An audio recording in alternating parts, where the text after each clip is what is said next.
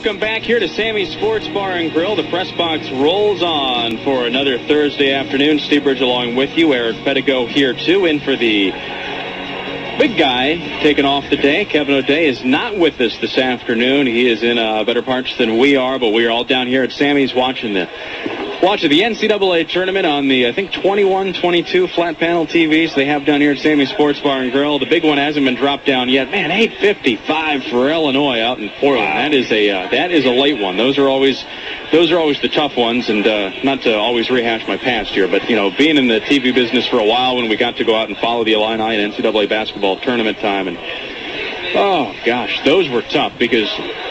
Well, it was both tough and it was also both easy because you didn't have anything to do for the 10 o'clock news at that point in time. There's nothing going on. You just sat there at the game and you argued with your news director not to have you pull you out for a live shot during the game because you couldn't talk about anything. You said, "No, I got to sit there and watch the game. I got to be courtside." But fans will be staying up late tonight to watch Illinois and Western Kentucky. 8:55. Possible tip. Those games can always be delayed a little bit just in case things go long in the game before. But Eric, before the break, and folks, feel free to give us a call, 529-1450 if you want to. Thinking about this on the way down, because at the office today, everybody's been turning brackets in and talking about the games, and we were on Bonzi's show this morning on Kiss FM, and Bonzi had the listeners fill in 2 brackets for him, and one of his co-hosts filled in another bracket for Bonzi, and some guy was on Twitter or something, or on the chat room on the webcam doing something illicit and wrong, but yet filling out Bonzi's bracket as well. It's important there. It's important here on Sports Talk Radio, of course. It's important to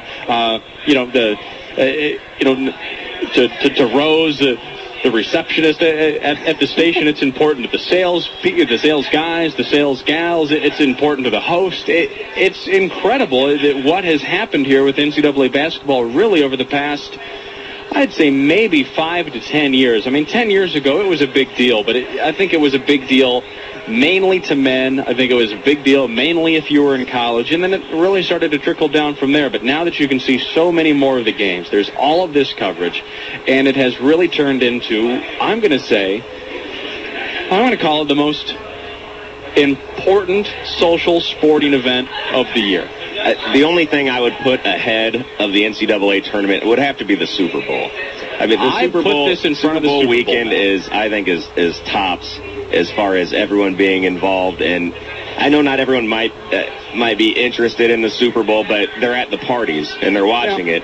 And with the NCAA tournament, I mean, you're right. It's everybody's involved now. It's not just the guys anymore. It's their wives are also filling out, brackets, and actually, my fiance almost won one last year, and it's because they can win. You fill in. There's no real skill to it. You fill in, and it's kind of by chance. So, I don't think it would be that big of a deal if it weren't for these brackets that we get to fill out. The tournament itself, I don't think, draws the attention. It's how do you do on your brackets. But you're right. I mean, it's up there. It's ahead of everything else. It's ahead of the World Series for sure. And I think the only thing in sports that could rival it would be the Super Bowl. And I'm just a little partial to football maybe, so I don't think that anything is better than the Super Bowl. But, they're both right up there. It's like a 1 and 1B to me, Yeah, I just get the feeling now that although the Super Bowl wins as the biggest one-off sporting event of the year,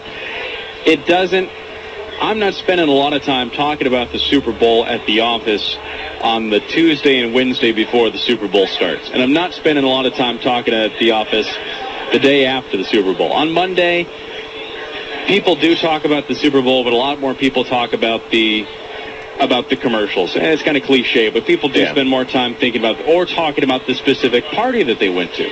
And the other thing is it's kind of a party thing, and we've been to folks' house, and we got an invite the other day that we won't be able to make, but for kind of an NCAA viewing party, and we've done a few of those, and of course we've done the Super Bowl parties to people's places, but this just seems to be so much more about the sport. Even though people don't really know what the hell is going on.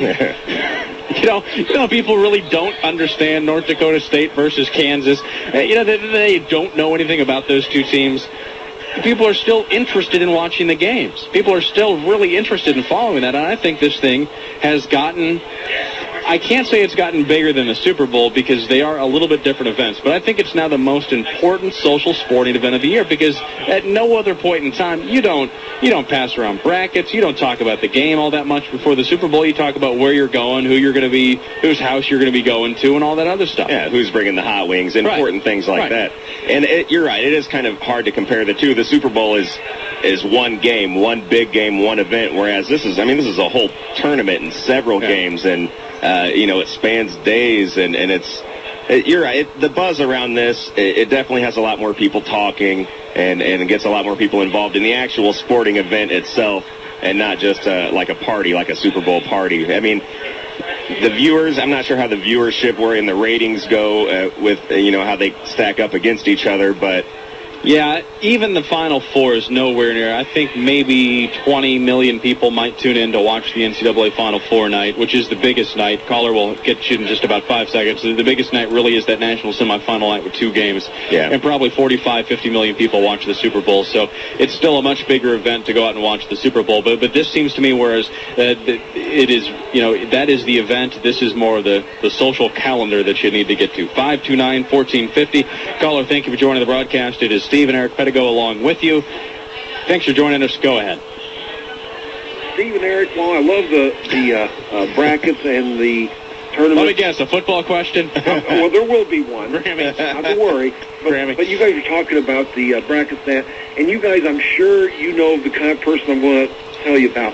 The guy that's in your office or a coworker who, when he's filling out his brackets, Mr. Know-It-All, got to tell everybody about the different matchups and why this team has this kind of offensive strategy, and that's why they're going to win this game, when quite honestly, Eric and Steve, they don't know squat. But how amusing is it to listen to them make a complete fool out of themselves? It's amusing come Sweet 16 time when they only have 10 teams left because they overthought the whole thing.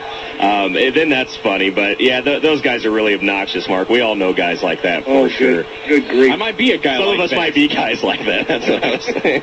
Now, the other thing I want to talk about, and if it wasn't for the tournament, it would be a lot more important on the sports page, is the Cutler situation, which is just incredible to me. And then what really gets me is I'm getting a lot of Bear fans who are saying, you know what, the Bears ought to really go after Cutler. You know what? There's not a chance on earth that they're going to go after Cutler, and there's a myriad of reasons. One, the Bears are too cheap. Number two, Cutler's not about to go to Chicago. If he took a look at the Chicago Bears wide receiving roster, he would run in fear. So I absolutely ask anyone who knows football to give me 3 guys that play receiver for the Bears team. I bet you they after 2, they'd be at a loss. And then the third, the offensive line, is still all messed up. There's no way that the Bears, one, will ever go after it, nor should they, until they decide to fix the team around a quarterback. There's no reason to pay this kind of money to a quarterback and then get him killed. Well, why sign a guy like Jay Cutler when a guy like Byron Leftwich is readily available? Oh, yeah. There's the savior coming down the pike, isn't it? But, what gets me too, Eric, on this is the way that the way the Broncos front office staff has handled this is deplorable. And granted, Cutler's whining like a little child on this at times, but, if you look at it, he's kind of got good reason.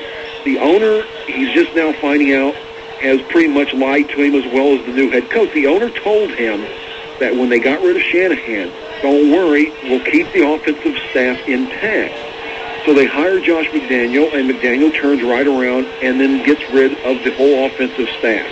So now he's got no one that he's used to being with Shanahan, his offensive coordinator. Now he's got a new head coach, and now he finds out the head coach tries to trade for Cassell, and then doesn't tell him about it. And, it's just one thing after another. How is Cutler supposed to feel? I can understand why he's wondering, can I believe anything these guys say? Well, but could he believe anything they'd say before this happened, though, Mark? Doesn't Cutler have to grow up a little bit and find out he's playing poker with guys with $1 million chips, and 1 week to another isn't going to mean the same because Cutler can do the same thing with him?